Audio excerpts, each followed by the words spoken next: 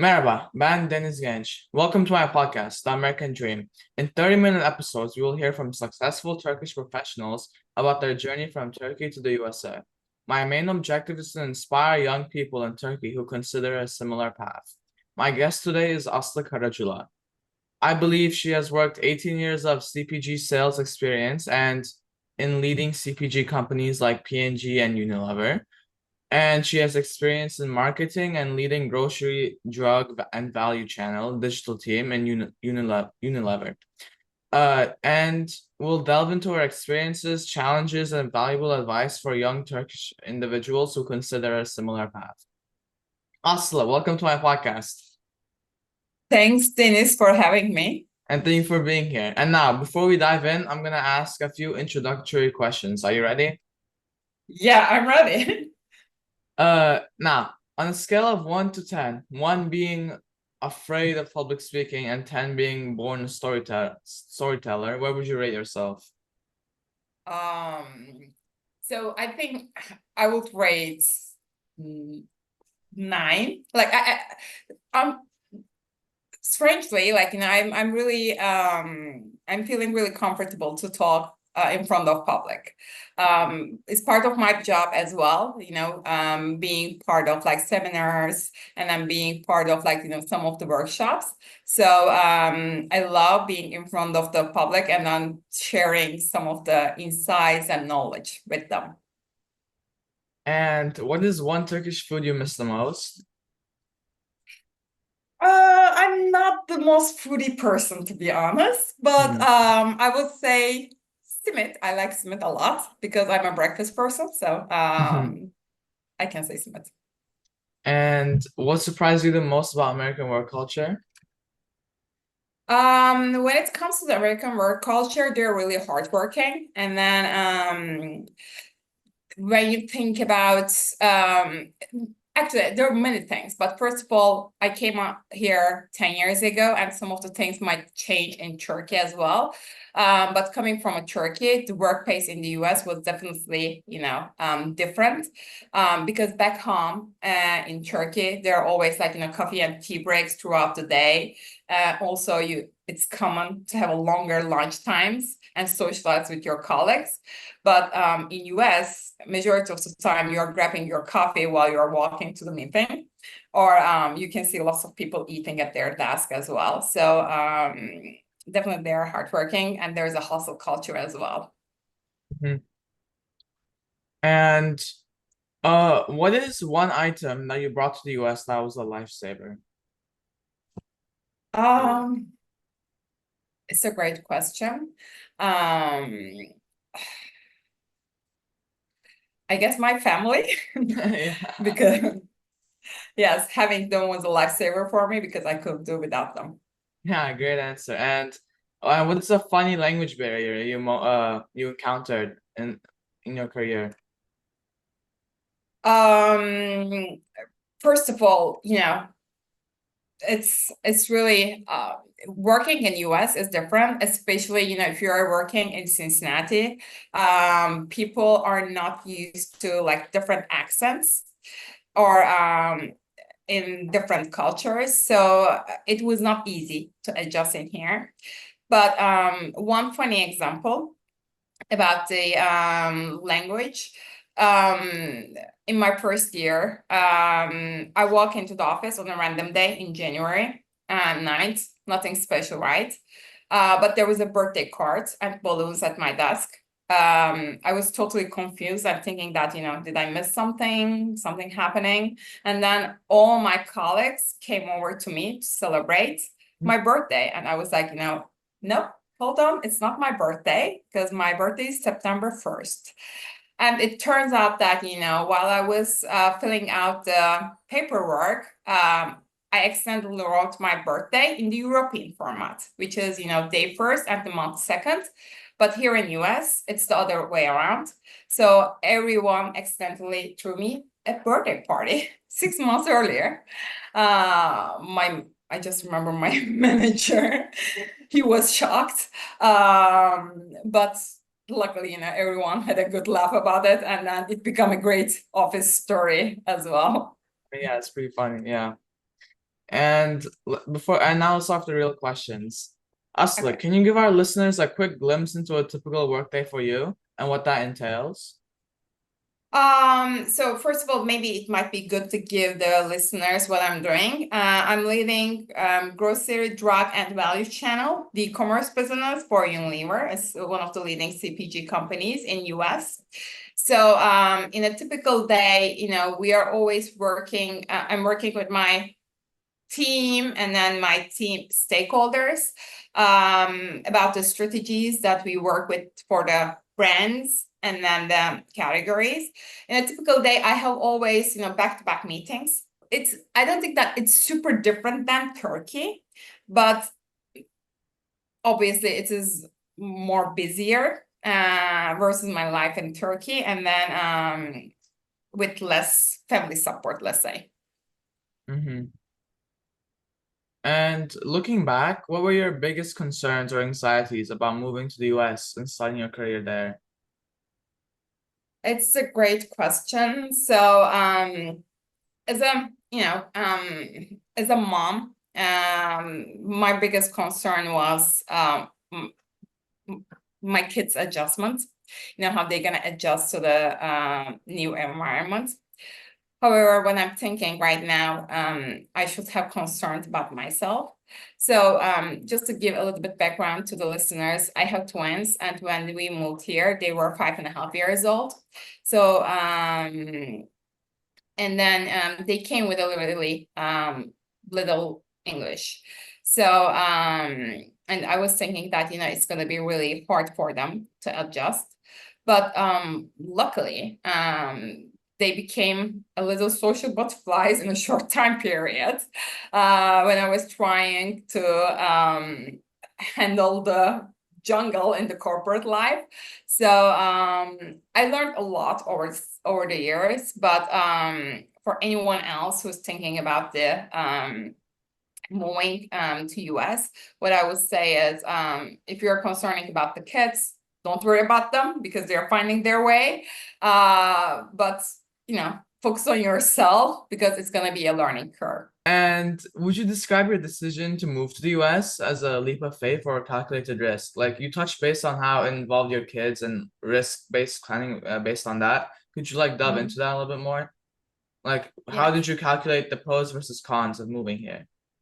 Yeah, I would say both a leap of faith and a calculated risk as well. Maybe a little bit more on the leap of faith. So at that time period, I was managing a dual career. And usually Geneva was a typical expat choice. But US was a really exciting opportunity as well. So and then I asked for that opportunity and it happened. However, I was super excited about this opportunity, but I wasn't blind to the challenges because moving a family across the globe involves lots of struggles as well, with the logistics, green card process, and then the cultural adjustments as well. But looking back, I'm always thinking that it was helpful for me professionally, and then for my family in terms of living style as well. So because the experiences was really rewarding. I see. And did your Turkish education prepare you adequately for the American workforce? What was the biggest adjustment you made in terms of skill or knowledge and, thinking in general? It's a great question again. I think my Turkish education plus my experience in Turkey helped me a lot. But overall, I think US is a different animal, and then it's totally different than Europe. The work style in here is has you have to build some skill sets. First of all, you have to understand the way of working in here, and then the relationships between the customers and then with the internal key stakeholders as well. and you have to, build the skill sets to be able to create that network, actually. So I learned a lot. And when I think about it, like, after 8 years, the place that I came, it was challenging for sure, but it helped me a lot to grow in my area. You So- touched base on networking. Could you Uh-huh. delve into that more, and how did you network, and is networking crucial? What is networking in America for you? Yep. First of all, one of the key things when you move to US, you are losing all your network. And most of the people from the corporate life, they know that how crucial to have the network to be able to have the right progress for your career. So when it comes to networking, two things are really important. First of all, understanding the organization. Take some time to understand the company's culture and hierarchy and identify the key people. And then look for the two groups of people, actually. The first one is there are always experienced veterans who know the company inside and out. You should find those people because they're really invaluable mentors, and they will help you to connect you with the right people. The second one is the people who can influence your career path. You should find those people as well and build relationship.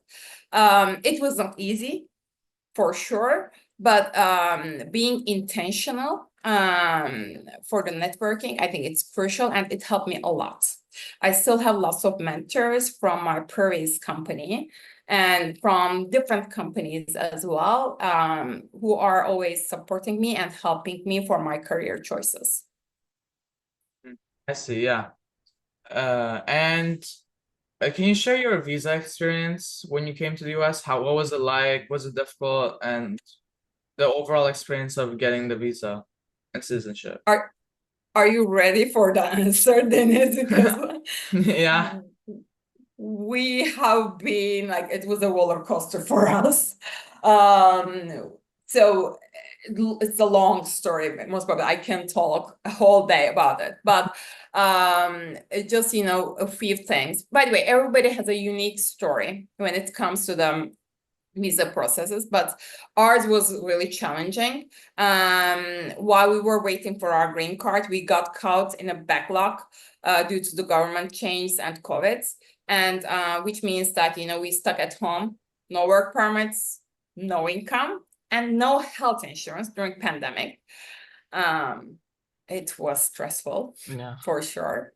But we were prepared because we were talking with the lawyers for a long time, and they told us that, this is something that, we might end up, we might have to face. And we managed really well financially, and I became a visa process pro. Researching everything, contacting everyone who could help. I emailed Joe Biden, Kamala Harris, everyone on that time period. At the end, even I managed to get a response from a high-ranking official from USCIS via trying different combinations of emails with her last name and name. So Wow. long story short, I witnessed lots of different immigration stories. I would definitely recommend my Turkish fellows to do their homework and become a visa process pro, understand all the visa types and then their long-term and short-term impacts. And secondly, don't rely solely only on companies' lawyers. Getting a second opinion from an experienced immigration attorney is really important. So they can personalize your strategy or navigate any roadblocks. And finally, I will say, embrace the change because the visa process can be unpredictable and you should be ready for anything. And what advice do you have for Turkish professionals on adapting to the American work culture and or building relationships with colleagues? So, first of all, understanding every company, I'm sure every company has a different culture. But understanding culture is really important, and make sure that you are fitting that culture, even though you are moving with the same company. As I said, US is a different animal for majority of the cases. So make sure that you're understanding the culture and be open-minded. So ask every questions, because I think US people are really welcoming, and they're really patient about to teach the people. So make sure that you are asking all the questions that you have to better understand the culture, company, and then the work process. One of the key recommendations that I have is what I noticed in here. Maybe it might not, I'm going to generalize, but people might have different experiences. One of the key things that I saw in common is US people have, they don't like giving direct feedback. Whereas in Turkey, we are more used to giving direct feedback or receiving direct feedback. So it's really important, right, while you're talking with your manager or your key stakeholders, to ask the questions to get the right feedback, because sometimes it might include lots of sugar coating, and you might miss the point. So make sure that you are digging in, asking questions, and understanding their comments, so you can learn from them and grow. Do you think that advice you gave would be similar in most cases, or do you think like for a month or two you have to like look at your colleagues, look at your bosses, how they function, and like adapt based on that? I mean, obviously, yeah, but like how did you do that? Adapt to each person. Yeah, so of course it takes time, but at the same time we are living in a fast-moving world as well. So everybody is expecting you to bring something within the 6 months.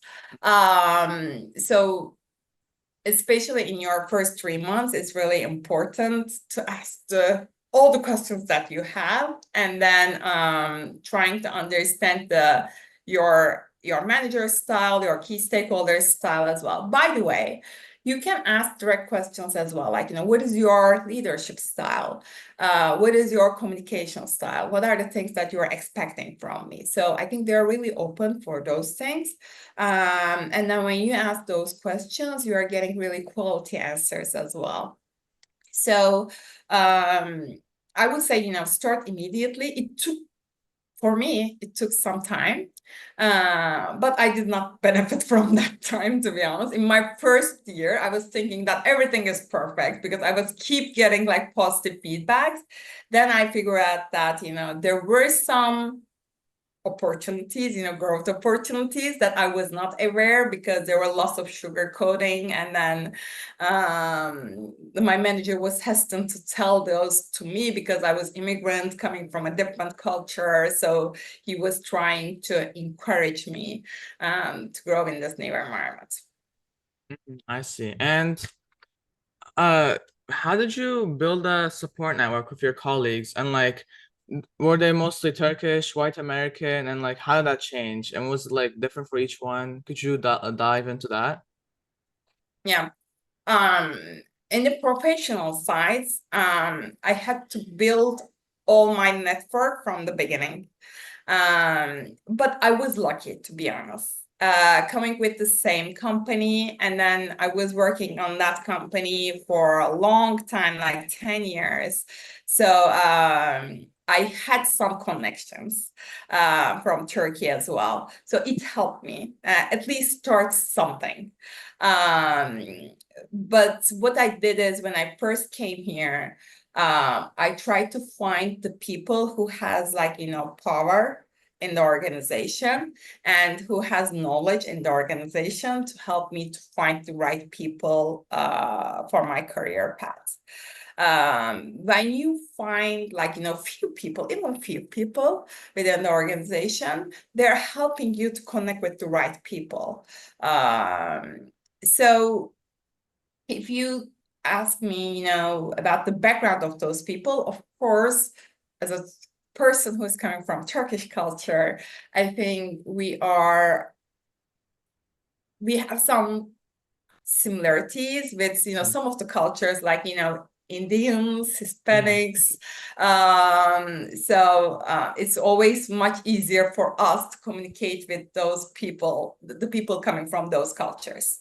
Lastly, did you have a guiding hand during your US career journey, or did you pave the way for yourself, you think? And do you think it's crucial to have a mentor if you did have one?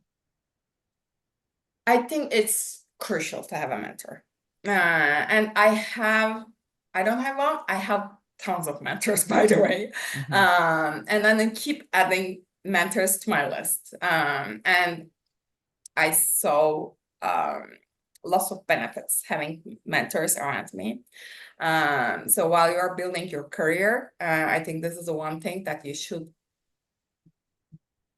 spending some time and then building those relationships to have the right insights for your career progression.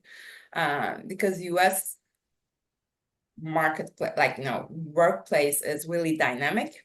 So, and you never know what is expecting you next.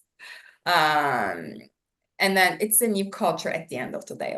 Even you are working in the same environment for a long time, there's always something new. So my mentors, as I said, I'm keep adding those because I do value their coaching and their support within the company and outside the company as well. Help me a lot.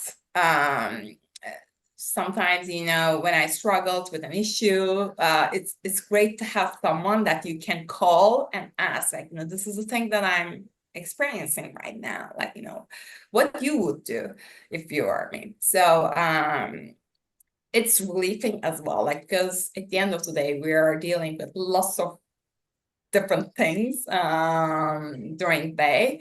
So it's relieving for me to know that, I have people around me that supports me professionally and personally as well. Mentors is one thing, but having close friends, which becomes your family over time, is crucial as well, because you are living miles away from your home. And in your new home, you have to pick your chosen family and then create that relationship with them. And for the family part, do you think how did that help you, how did that affect you, for creating bonds you didn't think would be created? How did that help you mentally, physically, or just emotionally? My family in Turkey, or my here in the US, making new friends, as classified as close family. Oh yeah. So by the way, I was super lucky because I was working in the same company for a long time. So I had lots of friends that we grew up all together. And then when I came to Cincinnati, I was thinking that we're gonna be alone. But I found a great community in here. And then during that time, when I look at the last 10 years, we keep building that community because, every year we have a new family coming into the community as well. So I do think that, it's really important to invest some time to build that network around you. For example, we have a WhatsApp group called Lokumlar, which is Turkish Delights, Turkish Delights. And there are 24 Turkish women within that WhatsApp group. If there's a problem that we face, if there is an issue that we would solve, we are keep writing each other, this is the thing that I'm trying to do, do you guys know anything about it? And then everybody, from heart, they're answering and trying to help each other. It's great to have, something like this. And then we are really, intentionally investing time as well, and then having like regular meetings, to socialize. So it's a relief for me. It's helping me a lot to know that I have a great community supports me when I need help, I see. and then I have a great community to celebrate the moments as well. I see. And that'll be all for today. Thank you so much for sharing your story for our listeners. It's been a pleasure for me. And I hope that this story can be modeled after and people can learn the importance of the things you said today. And thank you for being on here. Thank you. Thanks a lot, Dennis, for having me. I enjoyed a lot. Thank you. I'm sure our listeners and will appreciate the story as well. Thank you. Have a great day. Thanks. Bye. Bye.